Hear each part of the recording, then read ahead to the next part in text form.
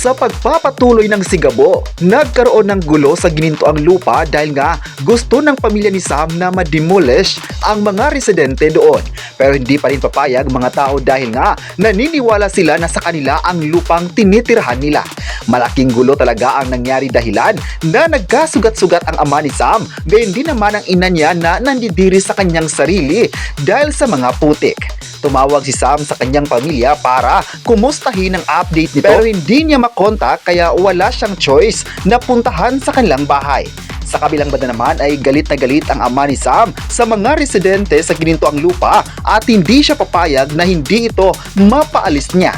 Nagkaroon nga ng dialogo si Sam at ng kanyang ama't ina kung saan kwinestyon pa ang kanyang pag-uwi sa bahay. Emosyonal si Sam sa sagot ng kanyang ama, ngunit nagpapasalamat si Sam na andyan ang kanyang ina para ipagtanggol siya. Tinawagan si Django ng isang pulis para ipaalam na magkita sila sa isang bukana. Samantala, seryoso naman sa pagtatrabaho si Gabo at ng kanyang kaibigan dahil gusto niyang makatulong sa kanyang pamilya. Sadyang mabait nga ang kanyang pinagtatrabahuan at pinabali siya ng pera. At ang kinatatakutan ng lahat ay nangyari na nga.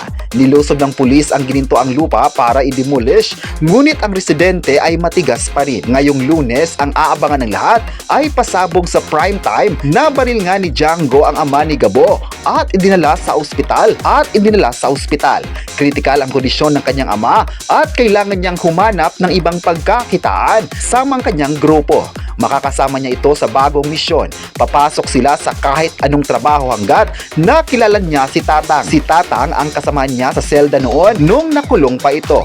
Makakasama ni Gabo si Tatang sa bago niyang misyon kung saan tutumbahin ng mga malalaking pangalan sa bayan.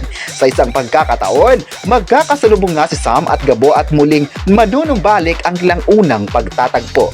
Nagkaroon na nga ng rambulan sa isang bar at napasabak rin si Sam sa malaaksyong mga eksena. Pero pinatunayan talaga ni Sam na kaya niyang gawin ang kanyang trabaho at ipakita sa kanyang ama na deserve niya ding mahalin. Marami pa talagang aabangan ng lahat sa mga tagpo gabi-gabi. Sa Lunes naman, marami pang mga karakter ang mapapanood ng mga viewers. Mga karakter na first time mapapanood sa TV o maging sa series.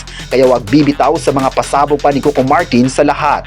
Ano pa kaya ang landas na naghintay kay Gabo sa bago niyang misyon? Abangan sa Lunes mga kapresko ang mga susunod na kabanata at wag ding bibitaw sa muling pagbisita ng ama ni Sam sa ginintoang lupa at kung paano niya makukuha ito mula sa mga residente. Magtatagumpay kaya si Gabo na protektahan ng mga tao na nanirahan doon? At abangan natin mga presko ang susunod na episode 6.